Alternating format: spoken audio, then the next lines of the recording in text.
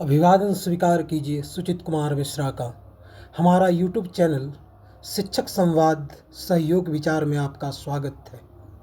आज हम लेकर आए हैं विवेचना का विषय के अंतर्गत खाड़ी में व्याप्त जंग से संबंधित और इस पर के भारत पर पड़ने वाले प्रभाव का।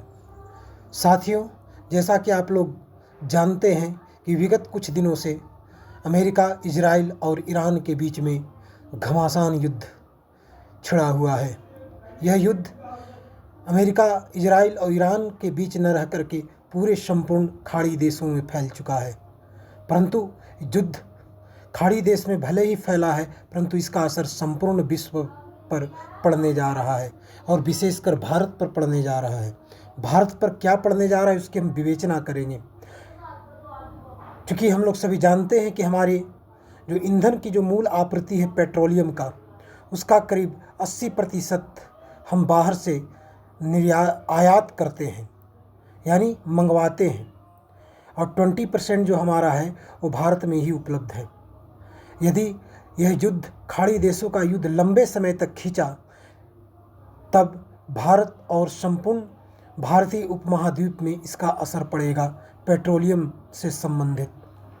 चूँकि एक सरकारी आंकड़ा हमारे सामने आया है जो होश उड़ाने वाला है। ये सरकारी आंकड़ा जो कल सभी समाचार चैनलों पर चलाया जा रहा था कि हमारे पास तेल का स्टॉक मात्र 25 दिन का है, परंतु भारत सरकार के द्वारा जारी संदेश में कहा गया है कि हमारे पास कुल 50 दिनों का स्टॉक बाकी है।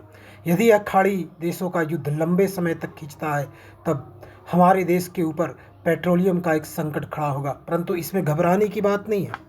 पेट्रोलियम की संकट भले खड़ा होगा, परंतु समाज में जो अभी व्याप्त एक भय और चर्चा का विषय है कि पेट्रोल 200 रुपये प्रति लीटर हो जाएगा, 300 रुपये प्रति लीटर होगा, बिल्कुल यह गलत बात है।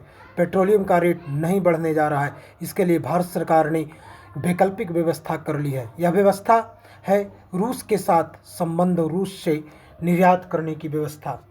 भारत के पास अब सिर्फ जैसे कि 50 दिनों का क्रूड ऑयल है, तो इसके लिए स्टॉक है, परंतु स्टॉक के साथ ही रूस ने संकेत दिया है कि अगर खाड़ी क्षेत्र में बढ़ते संकट के कारण वैश्विक तेल आपूर्ति बाधित होती है, तो भारत की ऊर्जा आपूर्ति में सहयोग देने के लिए तैयार है। अर्थात भारत सरकार रूस से मदद लेगा। ऐसे भी रूस से भारत लंबे समय से तेल का निर्यात कर रहा है,